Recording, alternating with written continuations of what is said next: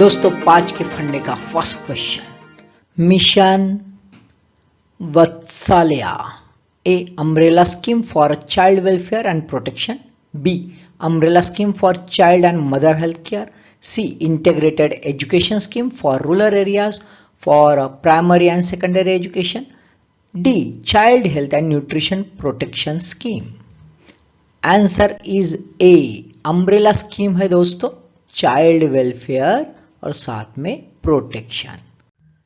News में इसलिए है कि फिलहाल में एलिगेशंस काउंटर एलिगेशंस हो गए, वहां पे जो यह है गवर्नमेंट की तरफ से कहा गया है कि एक्चुअली नए स्कीम में जो है 390% हाइक हो गई है।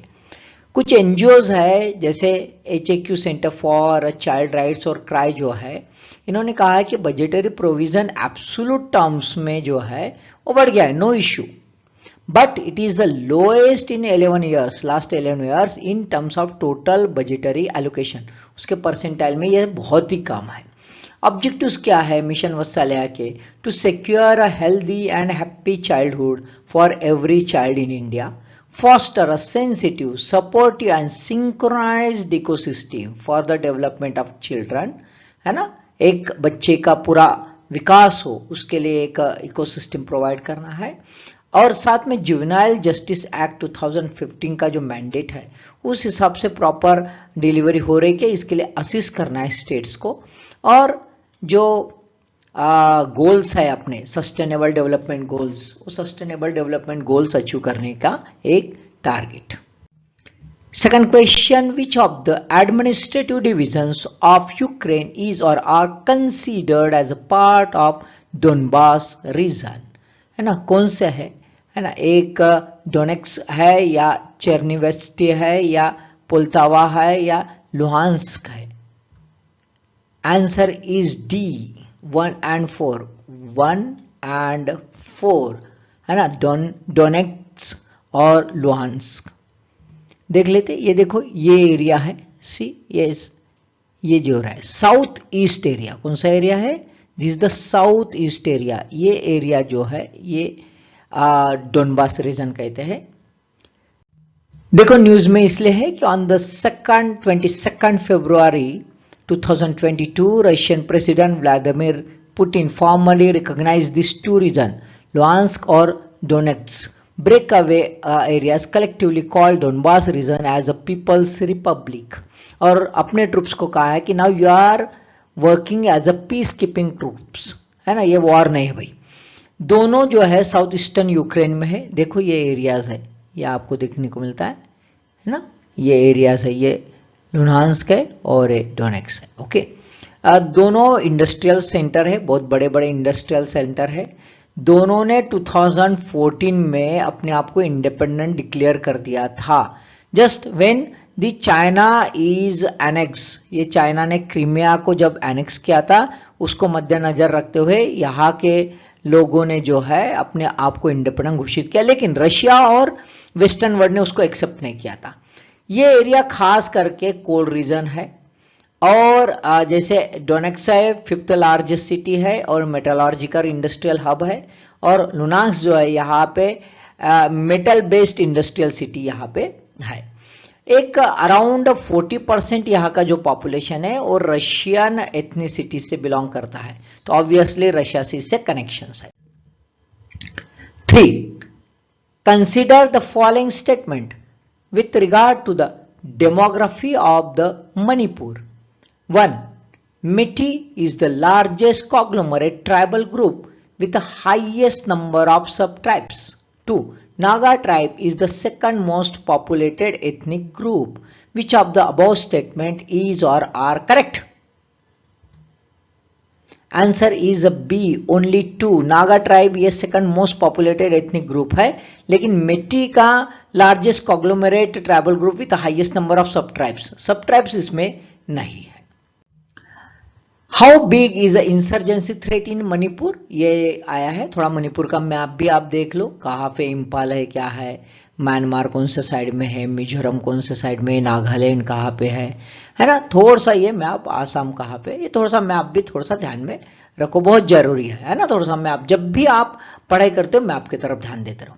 यहाँ पे honourable defence minister Rajnath Singh इन्होंने अपने इलेक्शन रैली में 14 फरवरी को कहा इंपॉल वेस्ट में कि भाई सभी इंसर्जेंसी ग्रुप जो है अपना वायलेंस छोड़ दें और निगोशिएशन के लिए टेबल पर बैठ जाए, भाई चर्चा करेंगे, है ना। अब देखा जाए तो यहाँ पे इंसर्जेंसी का मेन रीजन क्या था, ऐसा माना जाता है कि there is a perceive discontent over the alleged force merger, है ना। मणिपुर जो है इंडिपेंडेंट रहना चाहता था और उसको इंडिया में मर्ज किया गया है और उसको जो स्टेटहुड दिया गया है, फुल स्टेटहुड, वो भी काफी देर से दिया गया है। ये इन जनरल रीजन माने जाते हैं इंसर्जेंसी के पीछे।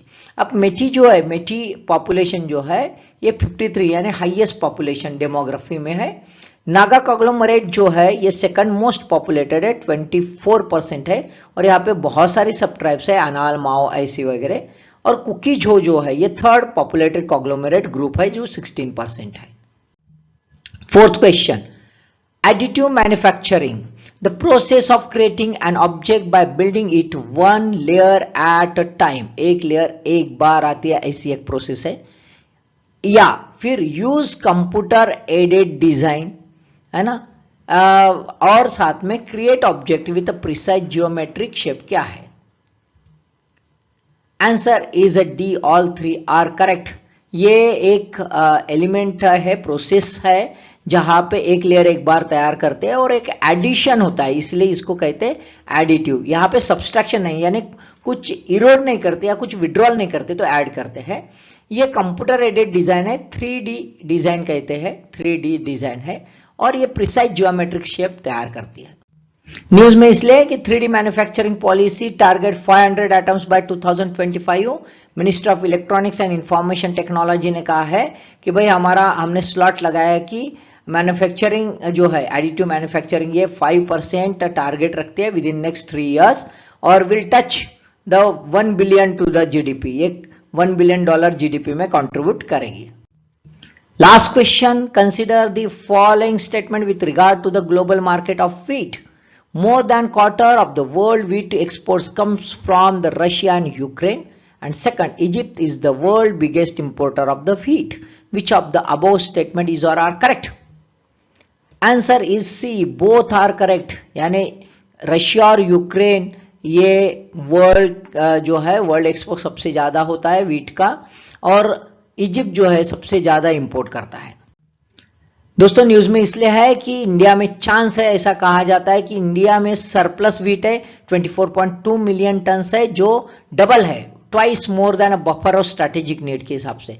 तो हम एक्सपोर्ट कर सकते, चांस ले सकते। क्यों? तो यूक्रेन और रशिया में युद्ध चल रहा है ना, वॉर सिचुएशन है और ऐसे इसमें रशिया से भी एक्सपोर्ट नहीं होगा और यूक्रेन से भी नहीं होगा। रशिया का कंट्रीब्यूशन 18% है और रशिया और यूक्रेन का मिलकर 25.4% कंट्रीब्यूशन था। और यहां पे देखा जाए तो इजिप्ट, तुर्की और बांग्लादेश ये more than half of the Russia's wheat is imported. अब ऐसे सिचुएशन में ये सब सिचुएशन में सब रुक जाने वाला है।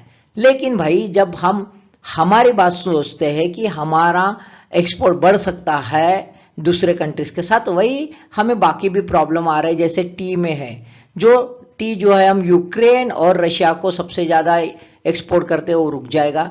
और खास बात है कि रेड्डीज की न्यूज है कि भाई अभी स्पुतनिक के लिए जो होम प्रोडक्शन होता था उसका एक्सपोर्ट रुक जाएगा क्योंकि रशिया वॉर सिचुएशन में।